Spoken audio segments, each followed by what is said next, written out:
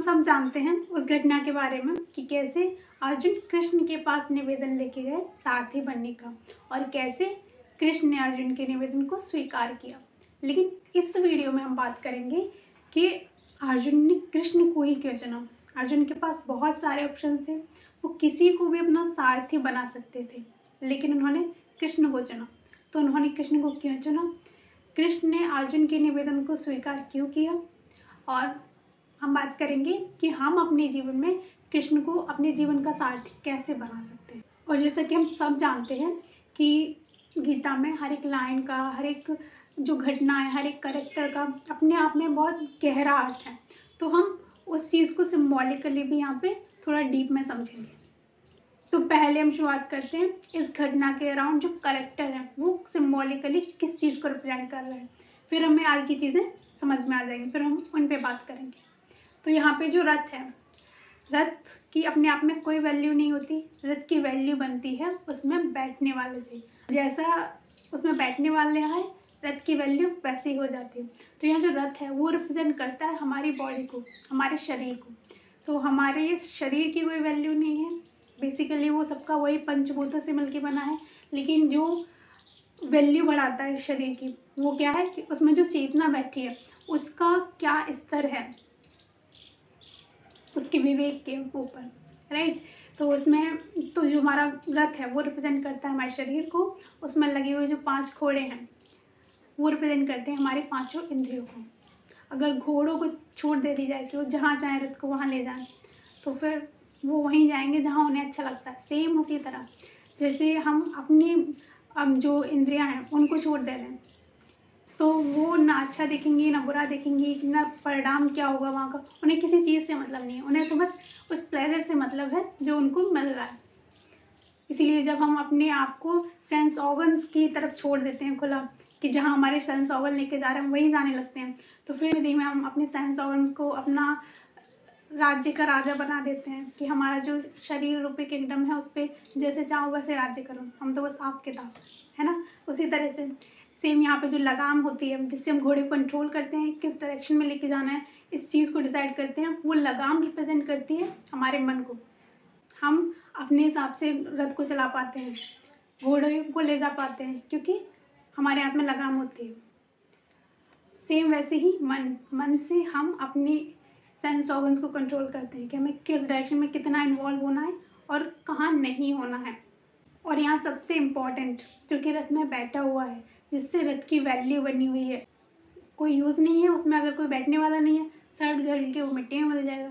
Same वैसे ही हमारी body में जो वैल्यू बन रही है उसमें बैठने वाले से बन रही है, और अगर वो बैठने वाला ही ना हो तो शरीर का कोई अपने आप में मतलब ही नहीं है। कुछ टाइम बाद सर्द करके जहाँ से वो रिजनेट हुआ है वहीं वापस मिल जाता है, राइट। तो जो वैल्यू है वो वैल्यू बैठने वाले से बननी हो। बैठने वाला किस चीज़ को रिप्रेजेंट कर रहा है, वो रिप्रेजेंट कर रहा है जीव को, आत्मा को। जो रथ को डायरेक्शन देता है, जो उसमें बैठने वाले को डायरेक्शन देता है, जिसको हम सारथी के नाम से जानते हैं, वो सारथी रिप्रेजेंट करता है हमारी इंटेलिजेंस को, बुद्धि को, हमारी विवेक को। तो जैसा विवेक वैसा हमारे शरीर रूपी किंगडम पे राज्य चलता है। एक बार फिर से मैं इस चीज़ को रिवाइज करती हूँ जल्दी जल्दी, जिससे कि हम आगे समझ पाएँ। यहाँ पे जो रथ है वो रिप्रेजेंट कर रहा है हमारी बॉडी को, इसमें लगे हुए 5 घोड़े वो रिप्रेजेंट कर रहे हैं हमारे 5 सेंस ऑर्गन्स को, और लगाम रिप्रेजेंट करता है हमारे मन को, और जो सारथी है वो है हमारी इंटेलिजेंस, और बैठने वाला जो कि सबसे मुख्य है वो है हमारी आत्मा, जीव, जो कि इस रथ में ट्रेवल कर रहा है। अब हम बात करते हैं कि अर्जुन ने कृष्ण को चुना। इसका क्या मतलब है? इसका मतलब हुआ कि अर्जुन जो कि शरीर में बैठी हुई जो आत्मा है, जो जीव है, उसने अपनी बुद्धि किसको बना लिया? कृष्ण को बना लिया। उसने अपनी घोड़ों की लगाम किसके हाथ में दे दी? कृष्ण के हाथ में दे दी। अपने शरीर पे किसका राज्य चाहता है? वो चाहता है कृष्ण का राज्य। अर्जुन ने लेकिन ऐसा क्यों चाहा कि उनके जो मन की लगाम है और जो उनका शरीर रूपी किंगडम है उस पर कृष्ण का राज्य हो? तो इस चीज़ को समझने के लिए पहले अर्जुन को समझते हैं। तो अर्जुन की जो चेतना है उसका स्तर ये है कि उन्हें राज्य का कोई मोह नहीं है, उन्हें इस बात की कोई चिंता नहीं है कि वो जीतेंगे तो क्या करेंगे। वो इस बात की प्लानिंग नहीं कर रहे कि युद्ध को जीतने के लिए जो प्लानिंग बाकी सभी इन्वॉल्व हैं वो उसमें इन्वॉल्व नहीं है। वो किसी और चीज़ को महत्व देते हैं। वो ये कहते हैं कि ऐसे युद्ध को जीतकर मैं क्या करूँगा जिसमें मैंने अपनों से ही लड़ाई करी, जिनमें मैंने अपनों को ही ख़त्म कर दिया, तो मैं किसको दिखाऊंगा कि मैंने ये सब जीता है। जिसके लिए मैं जीतता हूँ वही नहीं रहेंगे। जब हमारा मन राज्य में, जीत में, धन में, ऐश्वर्य में, इन सब में नहीं लगता, तो नेचुरली हमें कृष्ण अपनी तरफ आकर्षित करते हैं। क्योंकि वो है ही ऐसे कि जब हमारा मन इन सारी चीज़ों में से भर जाता है, संसार में जो चीज़ें उनसे भर जाता है, हम किसी और बेहतरीन की, किसी और ऊपर की चीज़ की तलाश करते हैं, तो फिर वही हैं जो हमें खींचते हैं। अर्जुन साफ साफ देख सकते हैं कि बाकी जो आसपास मेरे लोग हैं उनको अपने जीवन के रथ का नहीं पता कि वो कहाँ जा रहा है। मेरे जीवन के रथ के सारथी कैसे बन सकते हैं, वो मुझे कैसे बता सकते हैं क्या सही है, क्या गलत है, क्या मुझे करना चाहिए। तो इसीलिए उन्हें दिख रहा है कि कृष्ण वो हैं जो खुद फ्री हैं, जो धर्म के साथ हैं, जो कभी किसी का गलत नहीं कर सकते, जो अच्छे बुरे से परे हैं, जो बिल्कुल सेल्फलेस है। इसीलिए इसीलिए अर्जुन ने कृष्ण को ही चुना। एंड सेम हम लोगों को भी करना चाहिए। हम लोगों के आसपास बहुत सारे लोग होते हैं, हमारे पेरेंट्स होते हैं, फ्रेंड्स होते हैं, हस्बैंड है, वाइफ है, बहुत सारे रिलेटिव्स हैं। तो हमें उन लोगों को अपने जीवन का सारथी नहीं बनाना है, क्योंकि कोई मतलब ही नहीं बनता। जैसे उन लोगों की ज़िंदगी है, जैसा उन लोगों ने उसे बना रखा है, लेके जा रहे हैं, उन्हें खुद नहीं पता, तो वो हमें क्या डायरेक्शन देंगे। तो हमें किसको सुनना है? हमें सुनना है कृष्ण को। हमें उसे सुनना है जो खुद फ्री है, जो खुद आनंद में है, जो बिल्कुल सेल्फलेस है, हमारे बारे में कुछ गलत सोच ही नहीं सकता। हमसे जो भी कहेगा हमारे भले के लिए कहेगा, हमें मुक्ति की तरफ ले जाने के लिए कहेगा। इसीलिए हमें भी अपने जीवन का सारथी कृष्ण को ही बनाना है। बाकी को जितनी उनकी इम्पोर्टेंस है उस हिसाब से देनी है, लेकिन सारथी नहीं बनाना है किसी को। अपने शरीर का मालिक नहीं बनाना है, किसी का राज्य नहीं चलने देना है अपने ऊपर। कृष्ण ने अर्जुन का निवेदन स्वीकार क्यों किया? क्योंकि उन्हें दिख रहा है कि अर्जुन का जो मन है वो जो नीचे के बहुत छोटे लेवल के स्वार्थ होते हैं उनमें नहीं है। वो कुछ और हायर की तरफ मूव कर रहे हैं। वो एक ऐसे इंसान हैं जो सत्य को समझ सकते हैं। वो शारीरिक रूप से बहुत बलवान हैं और अंदर से उतने ही कोमल हैं, उतने ही तत्पर हैं जो सत्य है उसको सुनने के लिए। वो तर्क ज़रूर कर रहे हैं, लेकिन वो सुनने के लिए भी पूरी तरह से खुले हुए हैं।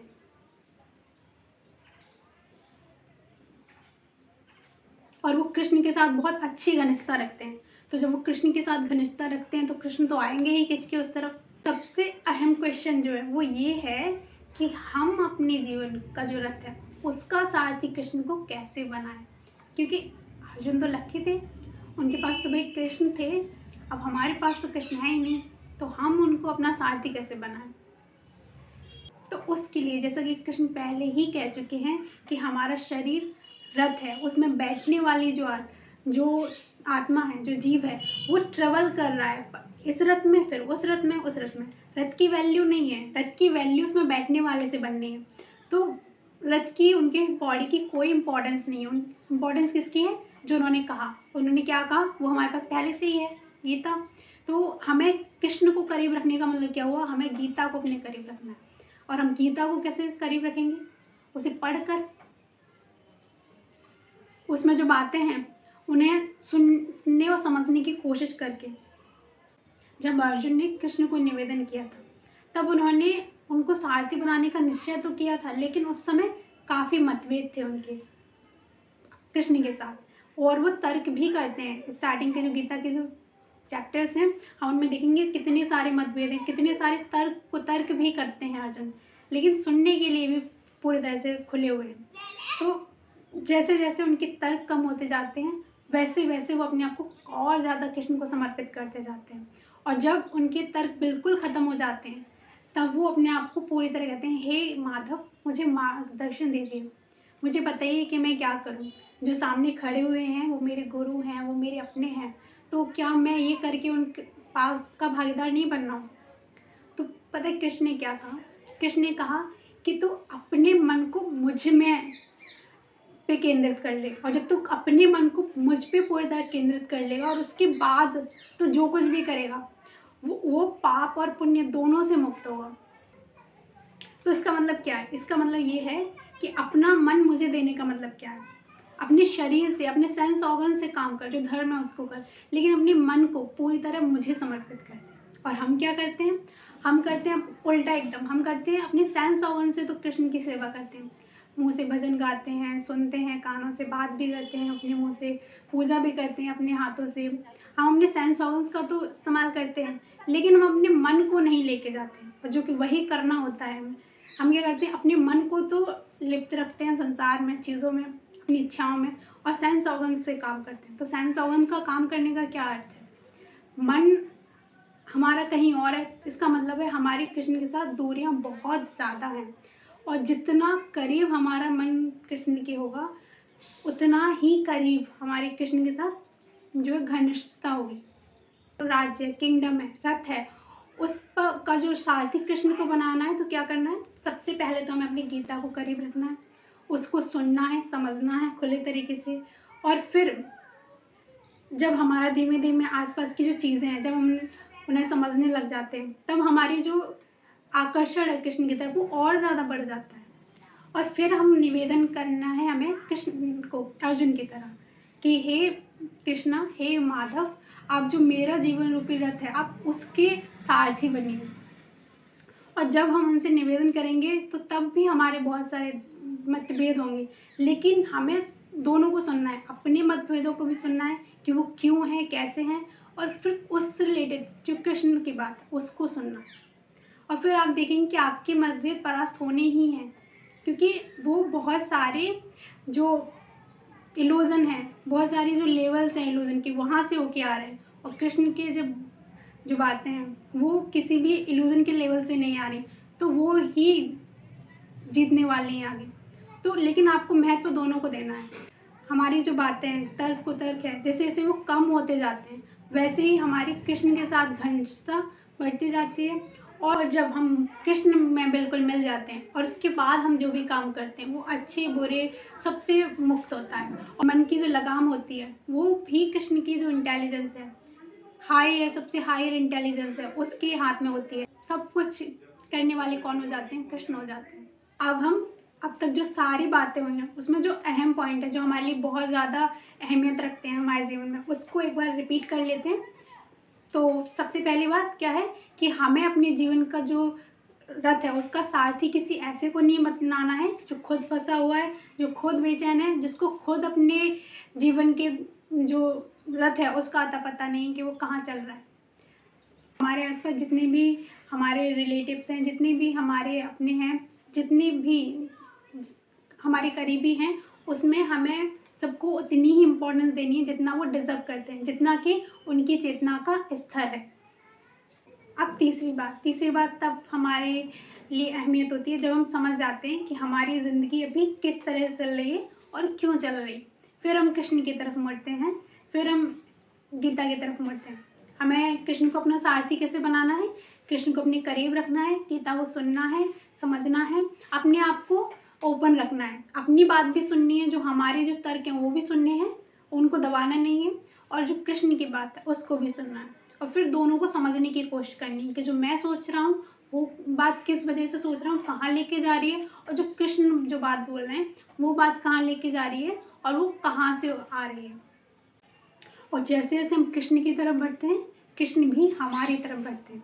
जो हमारे मन पे जो अधिकार होता जाता है वो बाकी जो प्रवृत्तियाँ होती हैं, बाकी जो लोग होते हैं उनका कम होता जाता है, कृष्ण का होता जाता है, और हमारे और कृष्ण के बीच में जो दूरियाँ होती हैं वो कम होती जाती हैं, और धीमे धीमे हम अपने आप को पूरी तरह कृष्ण में समर्पित कर देते हैं। कृष्ण में समर्पित कर देते हैं यानी कि हम कृष्ण में मिल जाते हैं। कृष्ण में मिल जाने का मतलब है कृष्ण हम बन जाते हैं या हम कृष्ण बन जाते हैं, दोनों का मतलब एक ही है। तो वो स्टेज बहुत बाद में आता है, उसके लिए हमें बहुत सारे स्ट्रगल करने पड़ते हैं, और स्ट्रगल करने का मतलब भी बनता है या तो हम लाइफ को ऐसे ही कंटिन्यू करें या फिर स्ट्रगल करें। धन्यवाद।